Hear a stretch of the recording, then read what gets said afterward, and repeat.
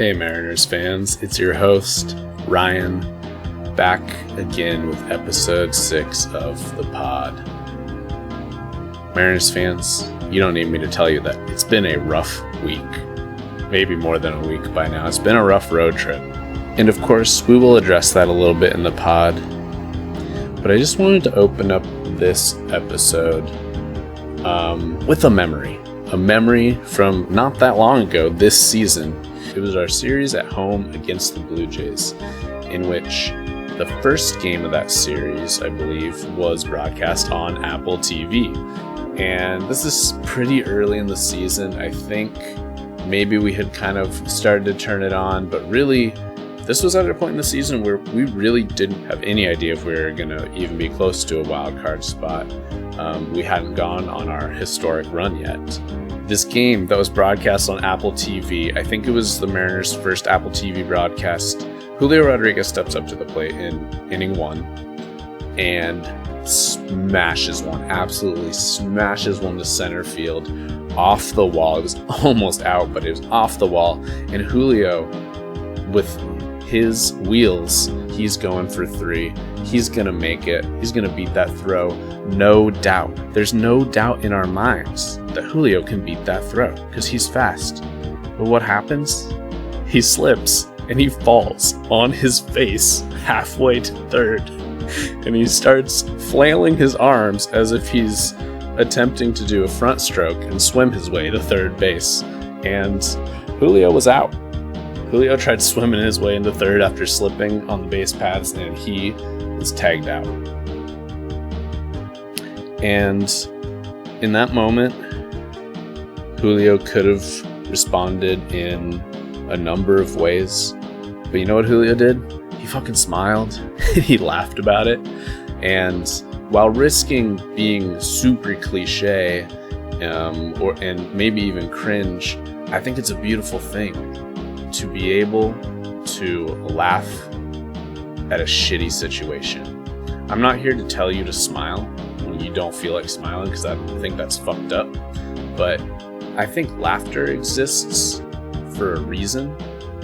I think we have, as humans, have evolved this trait to help us get through the hardest and most dissonant times, because laughter helps us shake that shit off. And so if the Mariners don't make the playoffs, we gotta be able to laugh about it. We might not be able to laugh about it right away, but gotta be able to laugh. In today's pod, I'm glad that Ben and I are able to bring a little bit of laughter to the table. I'm not guaranteeing we're gonna make you laugh, but we sure as hell are laughing as we're watching the Mariners just horrifically blow this game against the Royals. I really hope I'm not coming off like I'm telling people how they should feel when their team loses or how they should process it or react. I think it's actually really healthy that all these Mariners meme accounts exist, because it's a way for people to just express what they're going through as baseball fans who really just fucking care about their team. And they really care about a team that really puts them the fuck through it year after year.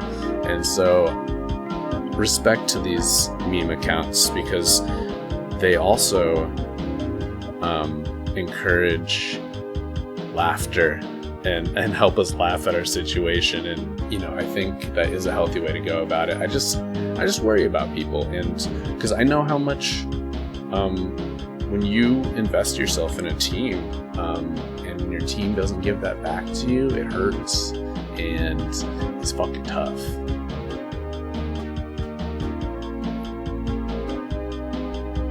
But I just want everyone to look at Julio Rodriguez and how he plays. And when he makes a mistake in the outfield, or almost makes a mistake, something goes wrong, he shakes his head. He gets a big old smile on his face and he laughs about it. He says, I'm not going to let that happen again. So, anyway, not to get too sentimental or like preachy or whatever, let's just get into this episode in which Ben and I listened to the Mariners totally blow it. Yeah, so what do you think of the game so far? I mean, wow, I just checked the score. I think the bottom of the sixth has destroyed any mood I had of relief or of like, I don't know, I guess last night's game was super stressful the whole time. Unfortunately, we're at a point where those close games are not like, wow, that was fun to watch. It's like, fuck, that was stressful because we need to win right now. And so last night's game, when we won, like literally not until the last out could I like breathe and be like, oh, okay, we did it. We won. It was a relief. This game, up until the bottom of the sixth inning, I was like, okay, this is the kind of win we needed, just for like team morale and we needed to win a series. We need to win this series. The game's not over yet.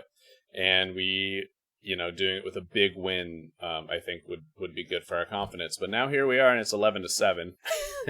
I don't know what's going on with our pitchers. I'm starting to worry. Yeah, I know, it's a bummer because and maybe like we've relied on pitching like too much, and not been producing offensively. But today we're actually doing pretty good offensively, and it seems like the bullpen is kind of collapsing like in on itself, unfortunately. Yeah, I don't know how or why. I just think it's mental. I think it's all mental. There's probably a aspect of fatigue. It's the end of September 25th. They've played over 150 games now. And I think teams like the Royals and the Athletics and we played before the Angels, at this point, like they've traded away some guys. They're out of the hunt. So they've traded away guys and they're trying out their minor leaguers. So there's probably a lot of guys on these teams coming up who have a lot to prove and who haven't played 150 games and, have more energy than a lot of our players who have been playing their butts off every game of the season. So I'm going to guess that's part of what's going on right now. Yeah, that would make sense. And that's maybe one of the reasons why you have someone like Jared Kelenic come up, who, I guess, I don't know, he has something to prove, so that's probably part of it. But maybe the fact that he's not as like worn out as everyone else, and that I guess he's dark-sided. Yes. Now, 'cause yes, we will definitely talk about Dark Kelnick. But yeah, man, like what the hell? Why can't we just have this easy win? Like I think the guys need that, and now it's not that. Now it's like become another. Even though we scored fucking 11 runs, great. Now it's another stressful.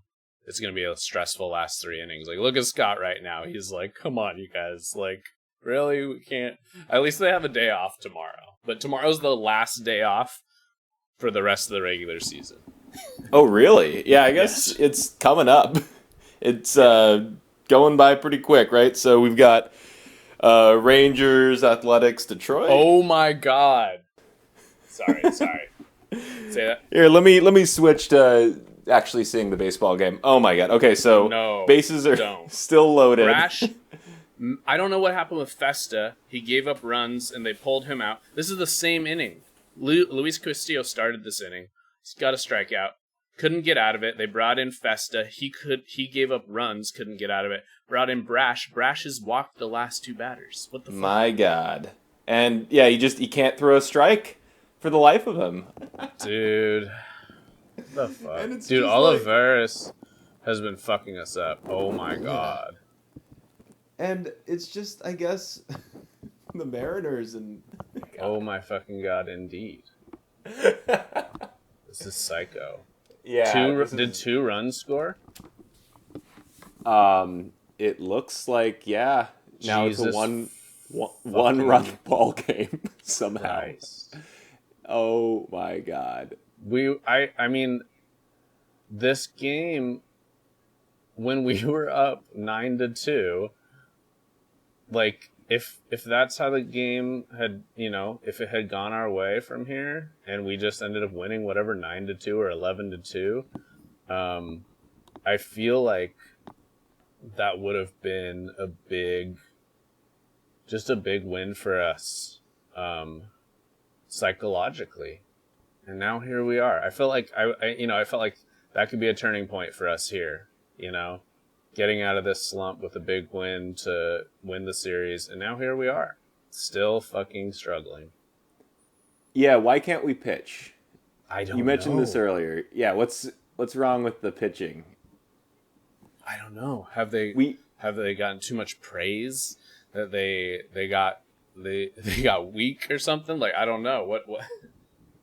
Yeah, it looks kind of like how pitching was in like May, right? Because we didn't start off very strong. No, we didn't. So, oi, yeah, this is really rough. But it's also fun in a way, right? Where, like, I mean, if we eventually win this, and there is some back and forth, and it makes the last, oh fuck, okay, are they now ahead? Are they going to be... They just took the lead. Oh my god. That is... Oh boy, okay. Maybe recording this podcast is bad luck. I mean, at this point, this is as bad for us as the 5th inning was for them. They've just taken it all back. They've scored 10 runs this inning. And I don't know. I mean, we walked a few and we made like a few, maybe had, I guess if that's an error on Ty France, but like they'd just been hitting. No, they didn't even give him an error. No, it was a hard hit to him. So yeah, I don't really blame Ty France. It's really just that somehow like pitching is just, it's not working out for us. No, Scott put in his 3 most trusted like middle relievers: Festa, Brash, and Swanson. That's who this happened to. I guess they scored like 2 off of Castillo to start the inning, and now they've scored multiple runs off of each of our 3 most trusted long relievers. Yeah. Oh, is that going to be God. That's oh fuck. Oh no. Wow. Okay, yeah. Fucking end this motherfucking inning. I hung out with Riley Tibbetts last night. Oh, good. What'd you guys do? We just hung out at the east side with also Riley Kendig. Nice, dude. That sounds fun. Yeah, we talked about baseball a little bit. Good. Oh, hey, I've got a question for you, right? Like, Ryan, do you think that the Mariners are going to get any like really big offseason acquisitions? Because everyone's talking about like Aaron Judge and Ohtani, and like with this deal with Castillo, we've locked down Castillo, we've locked down Julio now. Do we have like how many more people can we like lock down with like big contracts? How much money can we throw around? I don't even know how it works with baseball. Yeah, dude, I don't really know the nitty gritty of how it works either, but like we have thrown a lot of money out we threw JP a contract, Julio a contract, Luis Castillo a contract since the season began. I might be missing someone, but I think those are kind of the 3 big ones. I mean, JP's isn't massive, but we have thrown a lot of money out there. But I also know we had a lot of money to spend, so I don't really know the specific numbers. But I'd say where we're at right now,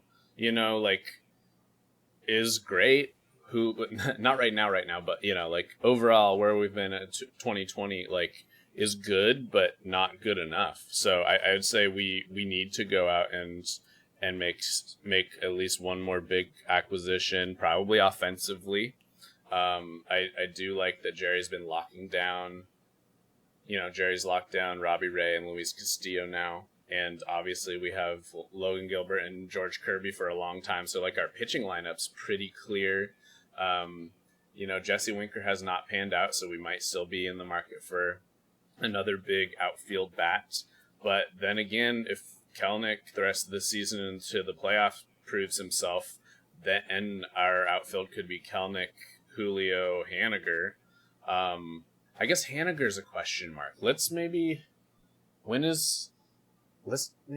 at Mariners. Who's going to be a free agent at the end of the year? I think Haniger has one more year, but let's see.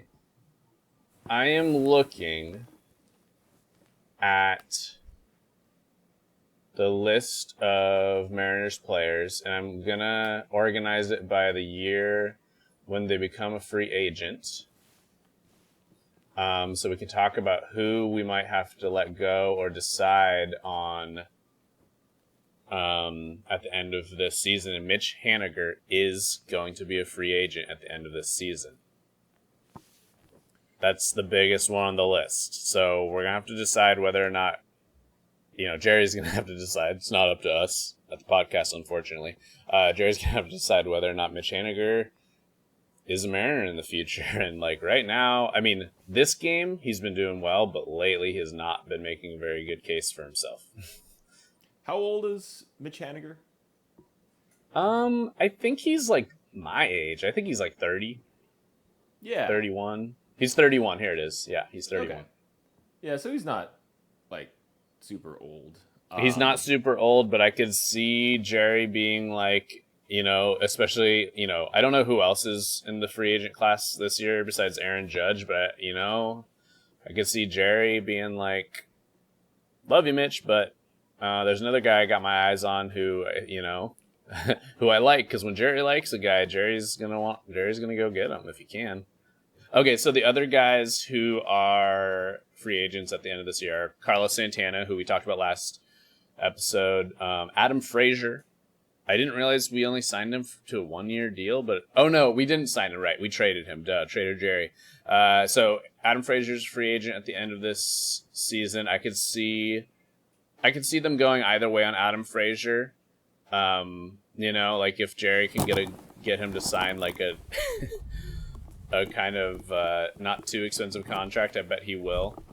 And those are the only Matthew Boyd and Kurt Casale. Those are the only other guys that are free agents at the end of the season. So that's not a whole lot. It's only 5 guys, but three guys that play almost every day.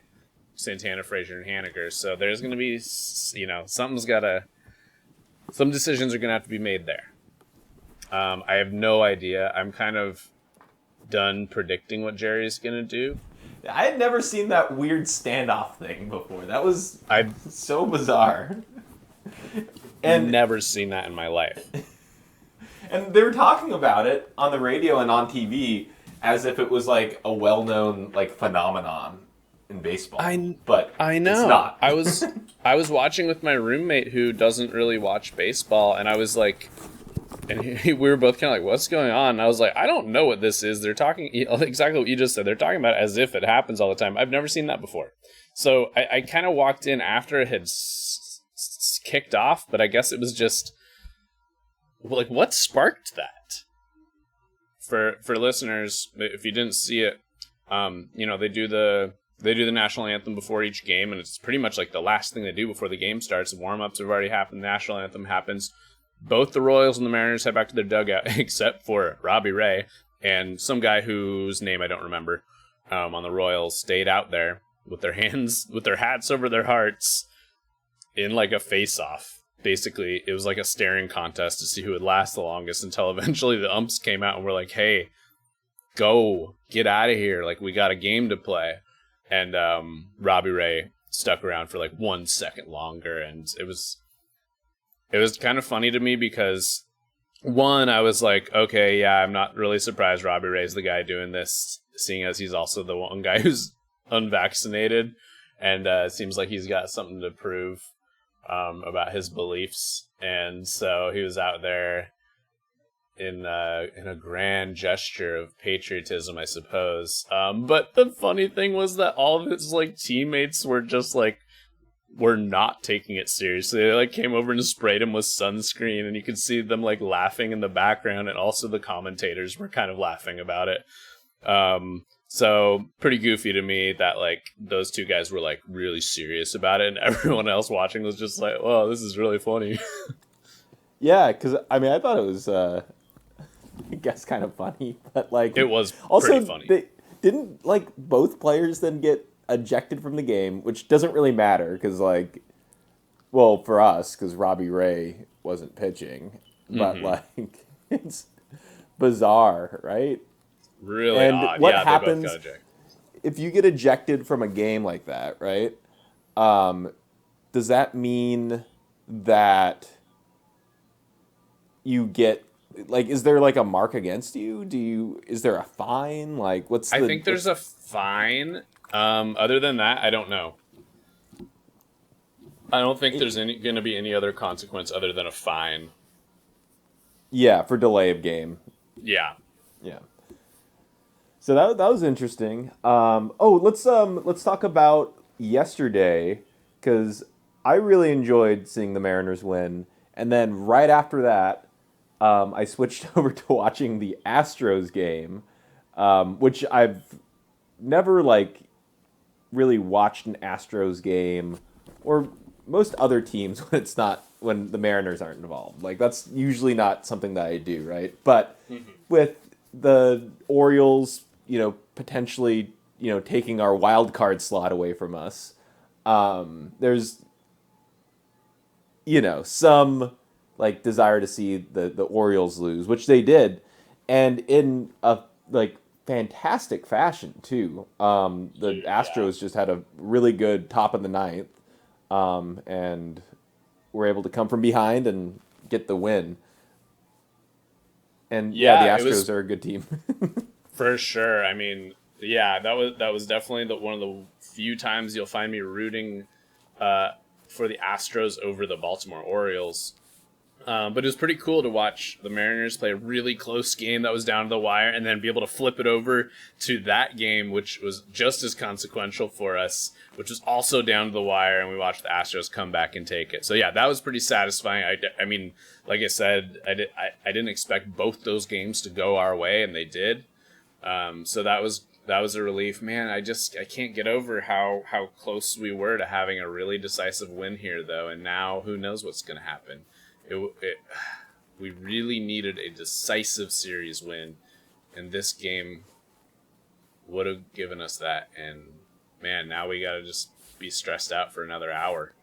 Yep. And you know what I was excited for? Because I got to get going down to Portland here in a minute for work. Oh, okay. And I was like, you know what?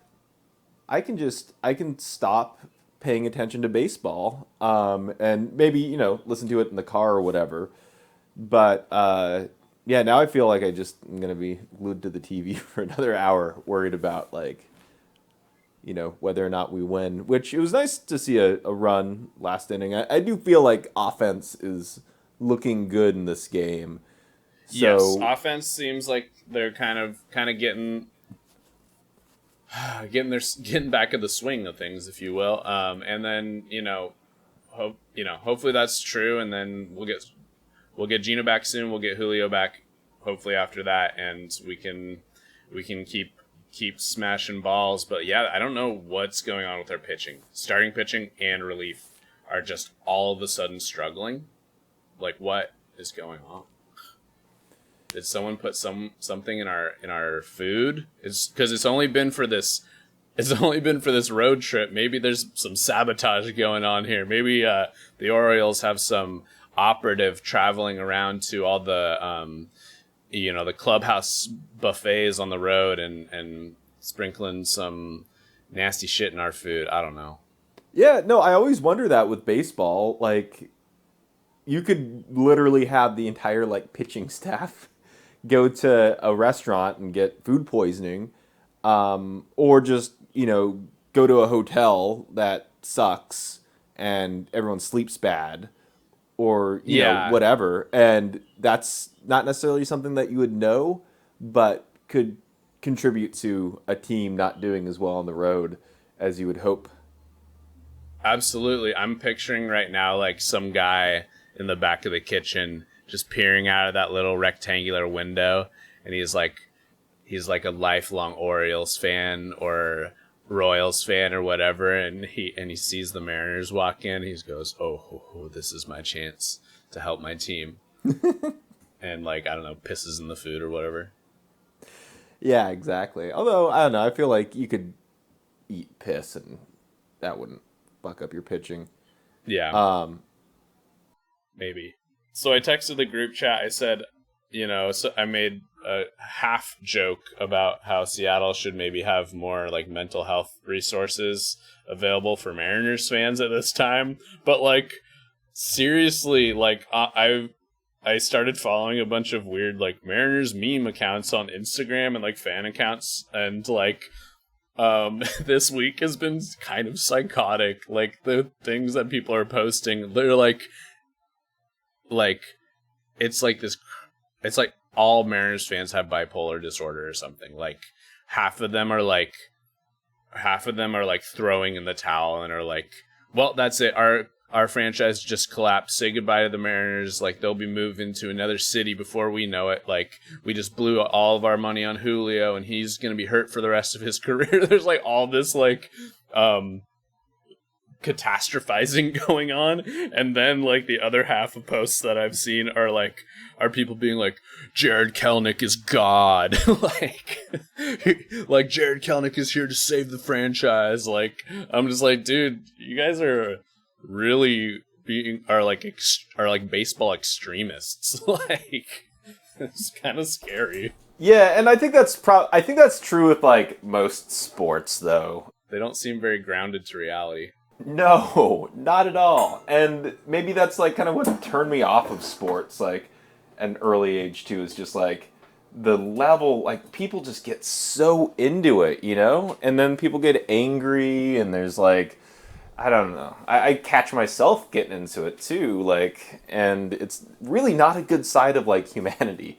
And I don't know, with the Mariners too, it's like, well, Ben, I can't hear you. I don't know if you're there anymore. Maybe you went to go make your salmon, but that's... Oh, shit. You can't hear me? Or what's up, Ryan? Can you not hear me?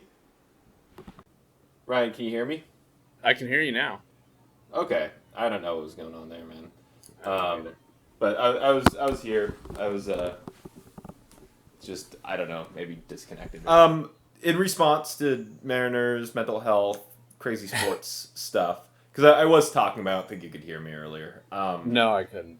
Yeah, all I was saying was that I think the crazy sports fan shit like has kind of turned me off of professional sports in many ways, and especially with like football fans, there's just like people get so invested, and then there's always this, you pointed out, but like short-term memory where it's like if Kelenic is suddenly doing good for like a game, that makes up for just the rest of his season not being too great. And then like, I don't know, there's the bipolar aspect of it is pretty maddening. And if you get into that like thought process, I could see, just not being good for your mental health to like, yeah. It's kind of concerning. It really is, like, to see people's reactions to like a single game or a single week out of a baseball season. Essentially, like, yes, it can right now. Like, I understand why people are having big reactions. I'm having a pretty big reaction. I'm very bummed out right now how we're playing, but like, it's also, it doesn't mean our team sucks. It doesn't mean shit. Like, it doesn't mean that like, oh, it's all over. Anyway, I'm trying to use the skills that I have for keeping myself from catastrophizing and spiraling. I'm trying to use those skills to keep myself from doing so as a Mariners fan as well. Like, hey, yeah, shit sucks right now, but we still have a good team. We've had such an amazing season to watch. And if it all falls apart right now, like, fuck, that is going to be just another historic hurdle for us to have to overcome in the future. And it's going to fucking hurt and probably cause a lot of depression. But like, you guys listening, it's going to be okay. We still got Julio Rodriguez. Just because he has back pain doesn't mean he's going to be injured for the rest of his career. Like, take a deep breath. It's all going to be okay, Mariners fans. Even if we don't make the postseason this year, you know, we're in it together. So just take a deep breath, people. That's all I'm saying. Good job, Ryan. That's a very comforting message to end this conversation with. I couldn't agree with you more. We were supposed to be, really good this season, and then it looked like, at the beginning of the season that it was just going to be a complete dud of a season. And now, things are still looking pretty good for us. They are, I know. We played like a mediocre team for 2 solid months, and then we got it together. And so just because we're playing like a mediocre, or maybe less than mediocre team for a week, it's something that can be overcome. I was raised in a northern town. Me and the boys were tearing it up, playing rock and roll music when the sun goes down. Country music was a different world. Long before they found the beat and said goodbye to old Lester and Earl. Back when time was on our side, before Dwayne and Jamie died, up by the riverside where the eagles fly, on a gravel road we ride to the garden where the poets stare and play to the night and sing. Well, that's just rock and roll. Yeah, but those are country boys playing rock and roll on a country road. I never really knew the girls I applied. I never took the time to see behind the door where the secrets lie. She was all alone, it seemed. She never really had the chance to catch and hold on to a dream. Up the mountain road we ride, away from all our fears we hide, by a canyon creek where the water